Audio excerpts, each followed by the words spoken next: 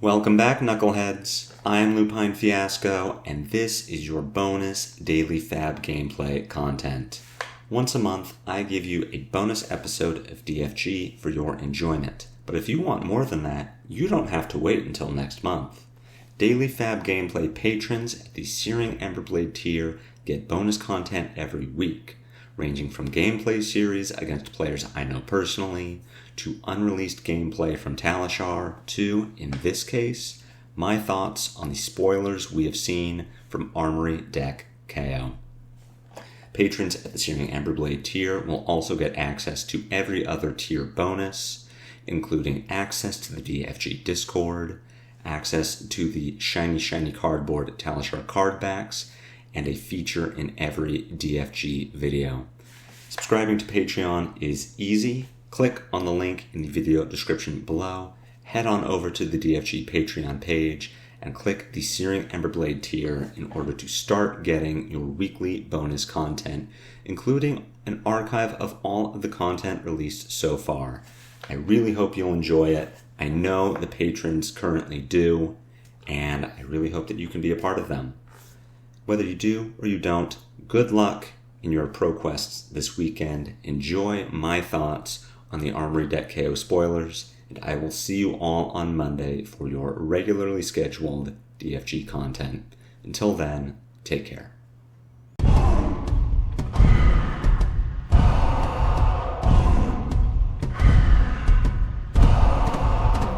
Welcome back, Searing Emberblades, and thank you for another week of your patronage. I truly appreciate it.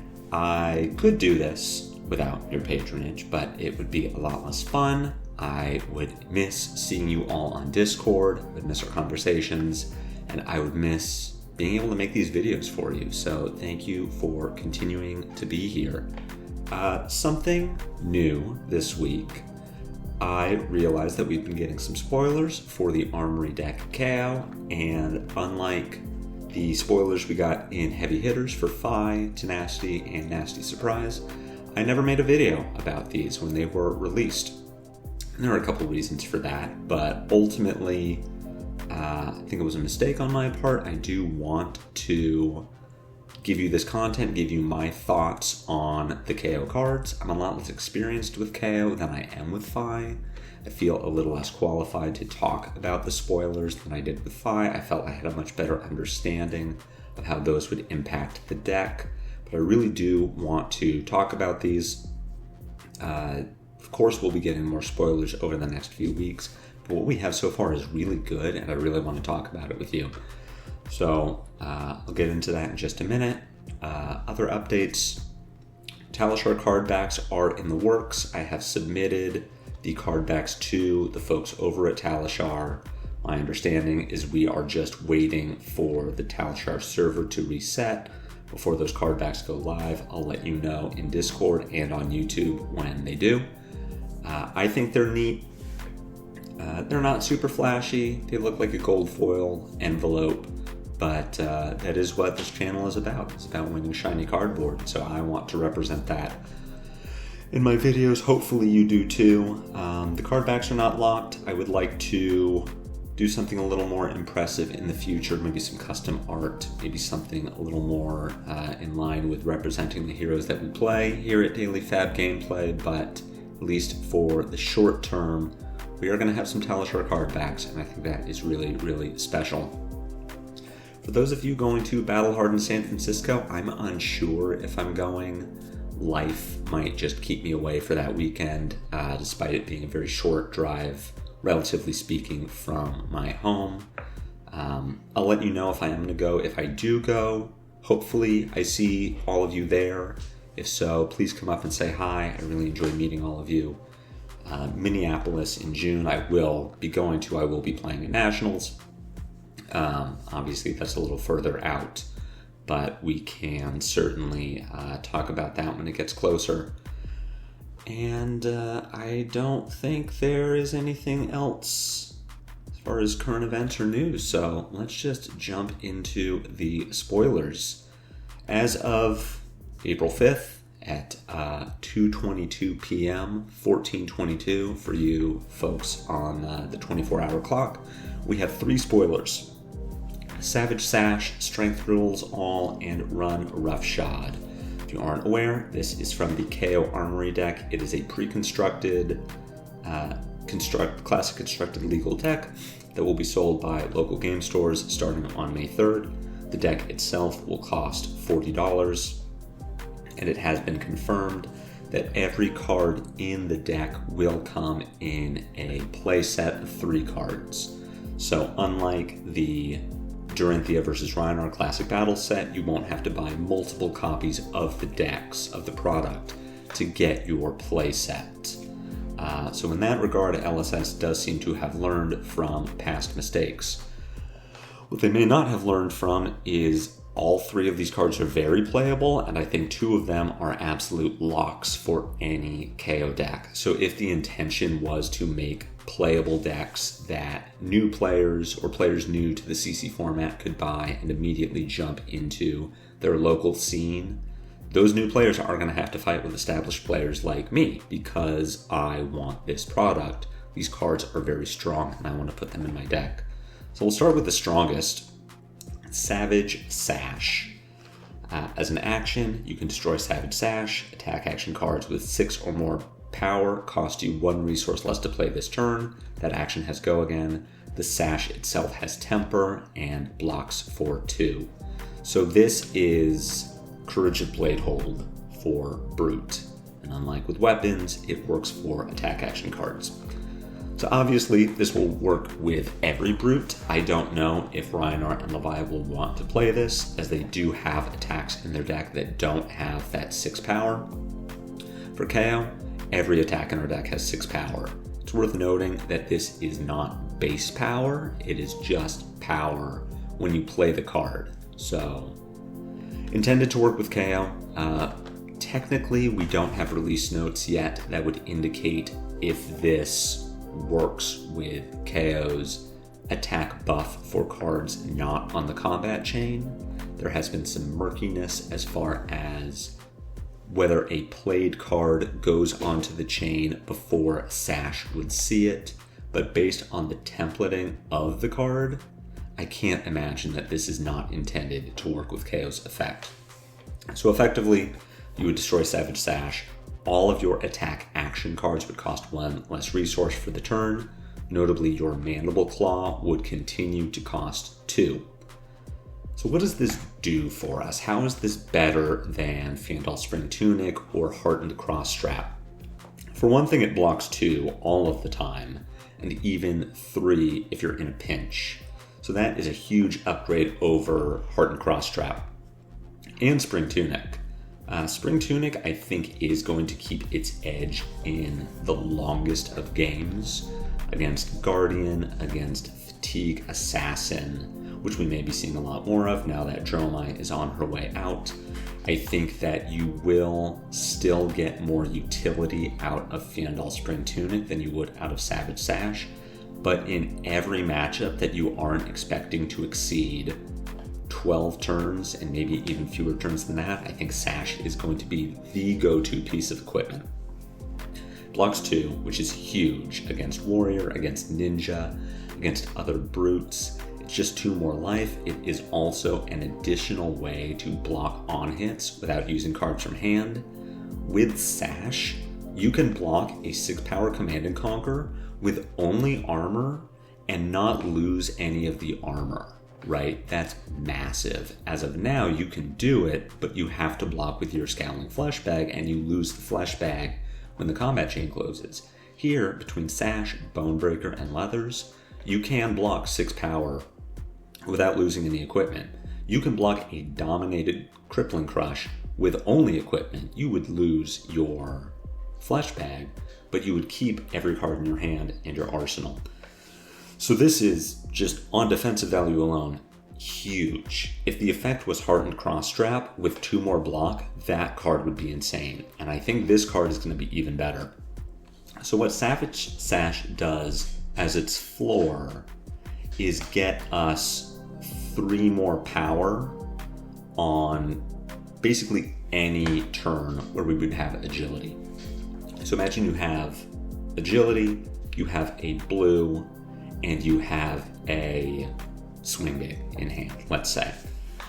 With your Spring Tunic, you would need the Tunic counter available in order to swing big, get go again, swing Mandible Claw. Or you would have to break your Hardened Cross Strap to be able to afford the 4 resources for swing big and claw. With Savage Sash, you have that on demand, right? You break Savage Sash, your swing big now only costs 1, so you can pitch your blue, pay 1 for swing big, then pay 3 for claw. And that's okay. What you are also going to get to do with Sash is play 2 cost attacks with 1 blue. So a 3-card hand with agility would either need Tunic if you were going to, say, swing big, or you would swing big, pitch the other card in your hand to claw. But with Savage Sash, any 3-card hand with 2 costs and agility is going to allow you to play both. So if you break Savage Sash, play swing big, you have 1 resource floating at the end of that turn. If you play your Blood Rush, and this is where I think Savage Sash is going to be game-changing against Warrior and against aggressive Guardians if you know that's what you're sitting down against. As of now, barring any sort of Beast Within shenanigans or breaking gold or anything that lets you draw extra cards or put extra cards into your hand, the most chain links you can get on a Blood Rush turn is 3. This is with a 5-card Blood Rush with agility. With a hand consisting of Blood Rush, 2 blues, and 2 2-cost attacks. Between 6 or 7 resources, depending on whether or not you have Tunic, you can play your Blood Rush, play a 2-cost attack, play a second 2-cost attack, and attack with Mandible Claw. And that is going to, depending on your hand construction, either let you send 3 links and arsenal a card, or send 3 links without an arsenal. The reason being that you would play your 2-cost attack, swing with claw, play your 2-cost attack, depending on how you've pitched, depending on if your second attack action card costs 2 or 3, depending on whether you have Tunic, you're either playing and pitching your entire hand or playing 4 cards and keeping 1 because you have no resources left over. But what Sash does by discounting each of those attack action cards by 1 lets you cheat having a blue in your hand. So now, if your 5-card Blood Rush is Blood Rush, blue, 2-cost, 2-cost, 2-cost, you play your Blood Rush, you pitch your blue, you discard a red, you draw into another red and another blue. Now you have effectively 5 resources and 3 1-cost attacks. You get to play all 3 attack action cards and work a claw into that turn. You'll need to set this up, right? This is not Magical Christmas Land, but it isn't something that every hand will be able to produce. You'll want agility. You'll want multiple attack actions with go again, so multiple wild rides or multiple pulpings.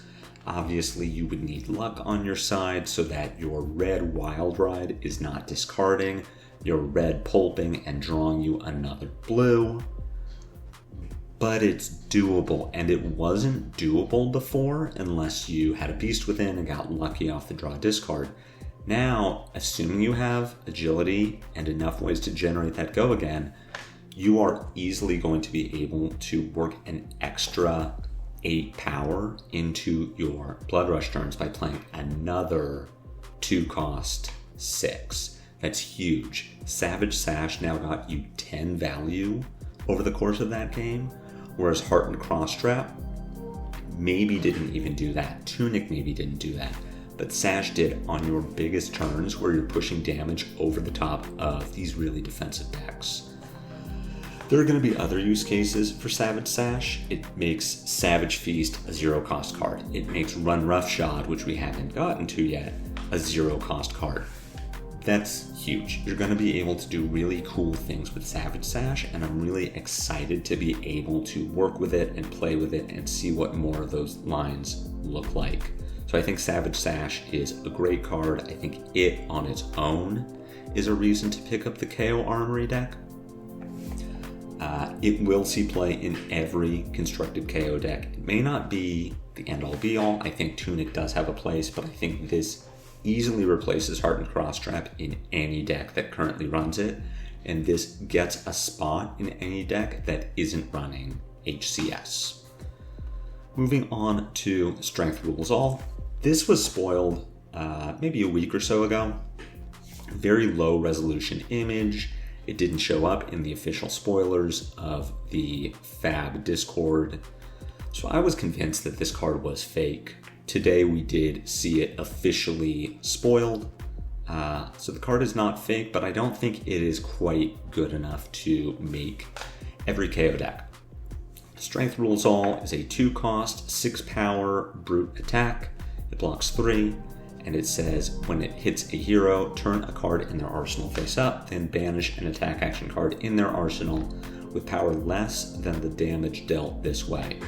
This is kind of Command and Conquer light. It does work with Blood Rush Bellow, which is nice, but it does not automatically destroy the card in arsenal when it hits. And I think that on its own makes it a lot less playable than Command and Conquer, but that's a pretty high bar that CNC sets. Is this card playable as Command and Conquer number 7 through 9 or Send Packing number 4 through 6? Honestly, I think the answer is no. There are some heroes that this does absolutely nothing against. Warrior is a big one, where it is extremely unlikely that they are ever going to arsenal and attack.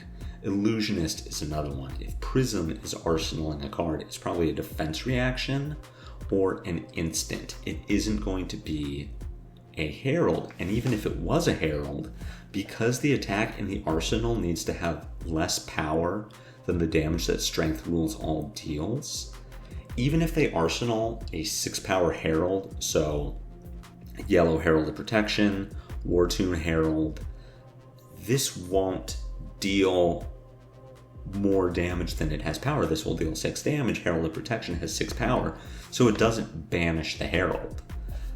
It would hit Erudition, but at that point, Prism just blocks with a single card, takes 3 damage, and we don't banish the Herald. You might think against Ninja. Ninja has a bunch of low power attacks. Surely this will do well against Ninja. There are some pretty notable exceptions to that. Fi and Katsu both play Art of War. They both can have reactions. Katsu plays defense reactions into Brute. Not so much Fi, but Katsu plays 5-power Surging Strike, plays 4-power Surging Strike. And if you throw Strength Rules All at Katsu and they block with Breeze Rider Boots or Breaking Scales, they take 5, you don't banish their red Surging Strike. If they arsenal a Be Like Water or a Whelming Gust Wave, something with 3 power, and you attack with Strength Rules All for 6, they block with a 3 block from hand, take 3, flip their Be Like Water, and it doesn't get banished because you didn't deal more than 3 damage. Against Azalea, they're going to have a lot of non-attacks, their laces, their codices, and they're going to have a lot of 5-power arrows, and they're going to get to put a single card in front of Strength Rules All to prevent the attack banish trigger. Azalea is a bit of an outlier. If you flip her card over, she can't use her Skullbone Crosswrap, but that's pretty bad utility for this compared to the other utility pieces we run for those specific matchups. Ranger, Ninja, Warrior, in Humble, in Clash of Agility, even in Yellow Wild Ride, which is not exactly comparable to Strength Rules All, but is a tech piece we run in some of the slower matchups.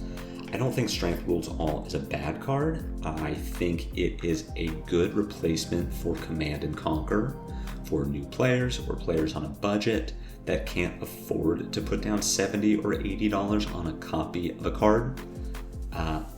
But if you have a fully built Kayo deck, if you have the money to put into this game to be able to build whatever deck you want, I don't think Strength Rules All has a place in your deck.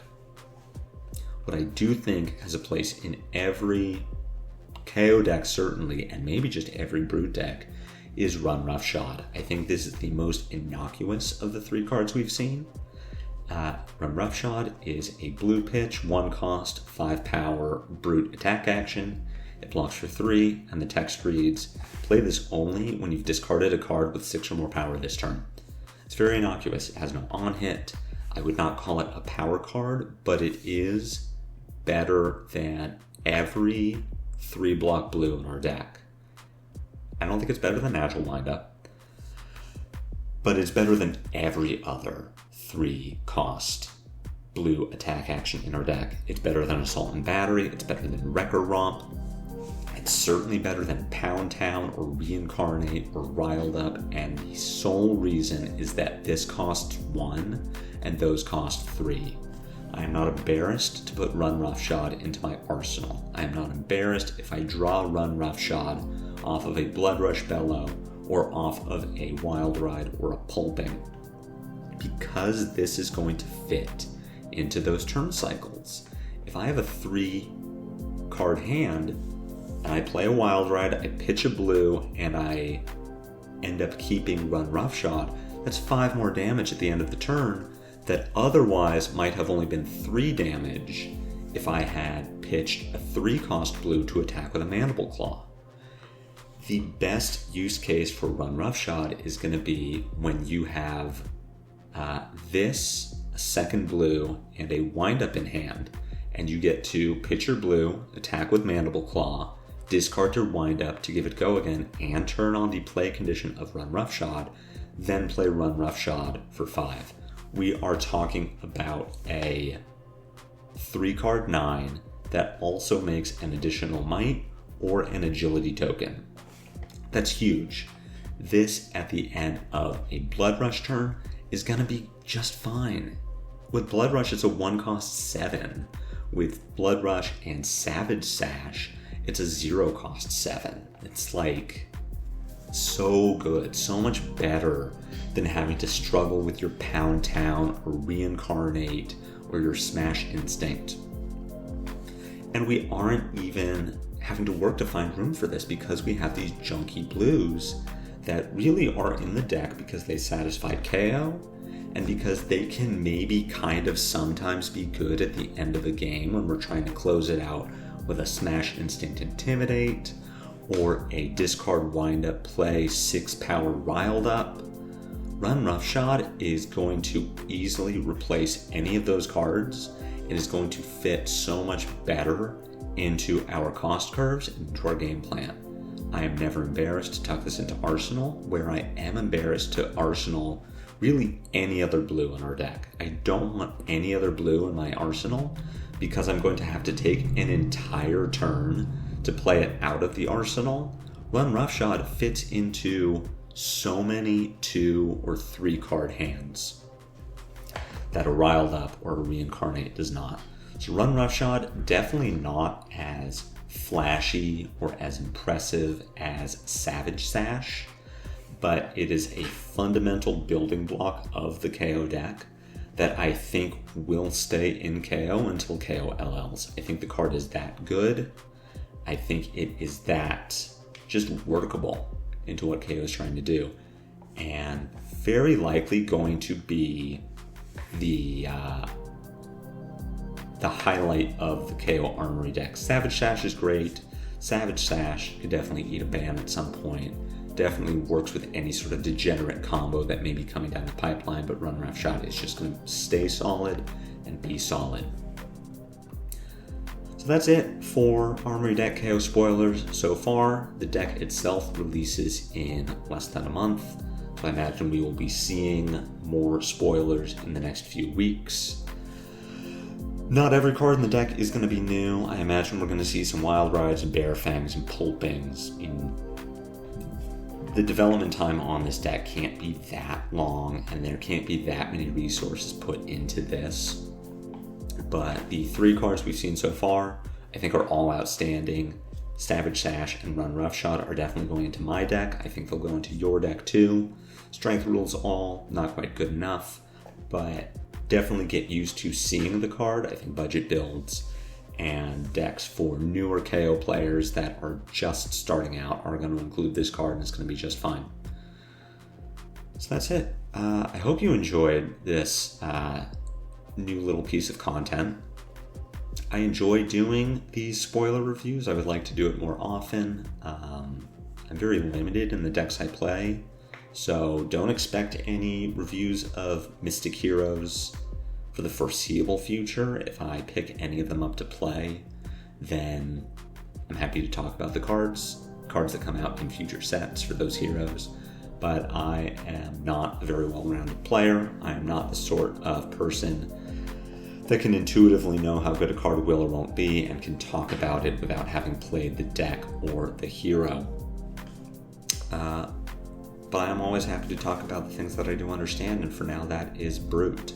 So if you did enjoy this, let me know on Discord. Keep an eye on Discord. I will let you know when those Talent Shark card backs are live. And until next week, hope you have a great weekend. Hope you take down any armories you're playing in. And until I see you again, take care.